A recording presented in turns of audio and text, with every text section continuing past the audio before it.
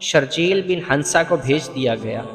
خلیفہ حضرت ابو بکر رضی اللہ عنہ نے شرجیل کو یہ حکم دیا تھا کہ وہ اکرمہ کو مدد دیں گے۔ اکرمہ یمامہ کی طرف جا رہے تھے۔ یہ 2-2.5 مہینے پہلے کی بات ہے۔